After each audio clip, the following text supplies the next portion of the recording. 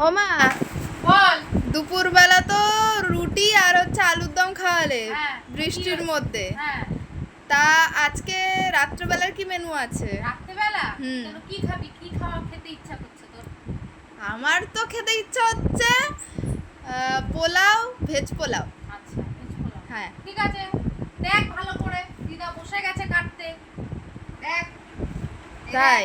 Capsicum কাটছে, আমি এনে দিলাম সব। আচ্ছা। আর এই যে দিদা এখন কাটতে বসেছে, দিদা করবে ভেজ পোলাওটা। এই যে এখানে রয়েছে বিনস, হুম। এই যে কাঁচা লঙ্কা, আচ্ছা। আর এই যে গাজর, এই সব সবজি দিয়ে ভেজ পোলাও করবে। গোবিন্দভোগ চাল দিয়ে হবে।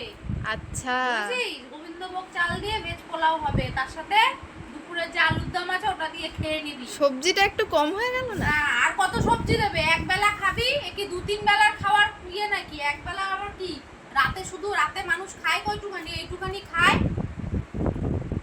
তাই না? দিদা কেটে নিক, তারপর পোলাওটা দেখাবো দিদা ভেজ পোলাও কি করে করে। তো এই যে মা কিন্তু এখন পোলাওটা বসিয়ে দিচ্ছে, এদিকে গরম জল বসিয়ে দিয়েছে, আর এদিকে হচ্ছে ভাজাটা করবে, সবজিটা ভাজা করবে। এই যে এখানে সব নিয়ে নিয়েছে, এখানে রয়েছে গাজর, ক্যাপসিকাম, বিনস, আর এখানে রয়েছে গরম মশলা মানে এলাচ, দারচিনি, আর এখানে কিন্তু কাজু বাদাম নিয়ে নিয়েছে। যেহেতু আজকে শুক্রবার, কিশমিশ দেওয়া যাবে না, তো ওই কারণে আর নেয়নি। আর এখানে কিন্তু তেল গরম বসিয়ে দিয়েছে, আর এই যে গোবিন্দভোগ চাল ধুয়ে রেখেছে। তো এই যে মা এখন করছে।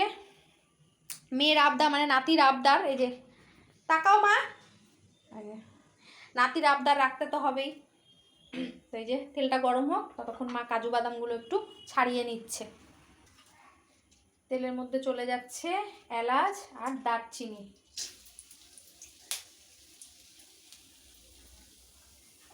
এরপরে চলে যাবে কাজু বাদাম,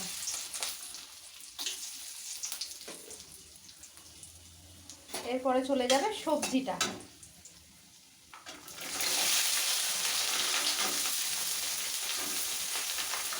গাজর, বিনস, ক্যাপসিকামটা যে কেটে রেখেছে সেটা দিয়ে দিল। এবার এটাকে একটু ভাজা ভাজা করবে, তারপরে চালটা দেবে না, তারপরে চালটা দেবে।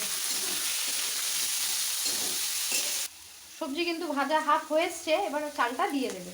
গোবিন্দভোগ চালটা যে ধুয়ে রেখেছে মা, এটা দিয়ে দিচ্ছে।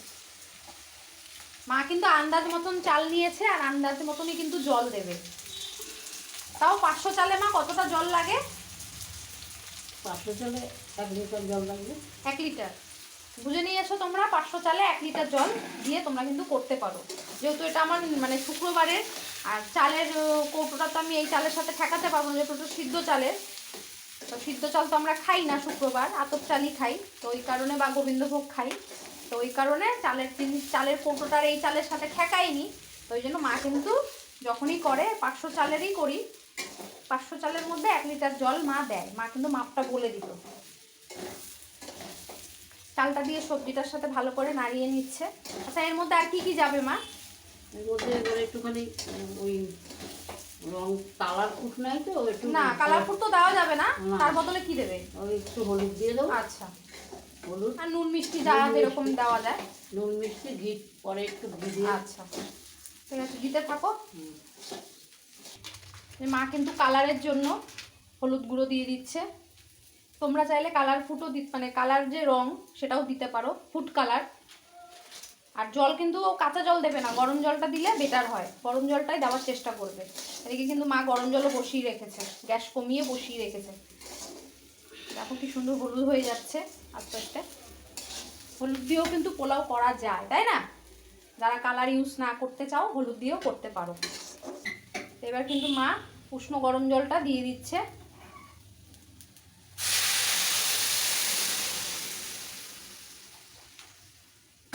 এবার এটা ঢাকা চাপা দিয়ে করা হবে। সুন্দর কালারটা এসছে, কত ভালো লাগছে, সবজিগুলো ভাসছে। যখন এটা পুরোটা হয়ে যাবে, তার মানে বুঝতে পারছো কতটা সুন্দর লাগবে দেখতে। মা কিন্তু এখন নুন দিয়ে দিচ্ছে।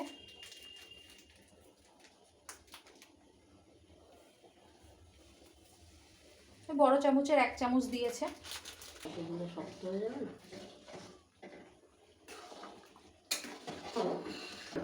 এবার কিন্তু চিনি চলে যাচ্ছে,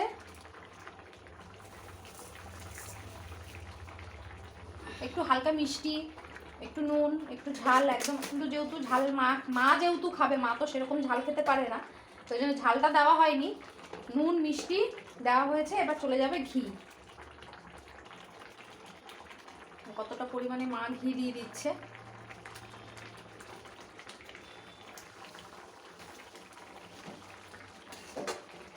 আলতো হাতে মা নাড়াচ্ছে যাতে চালগুলো না ভেঙে যায়।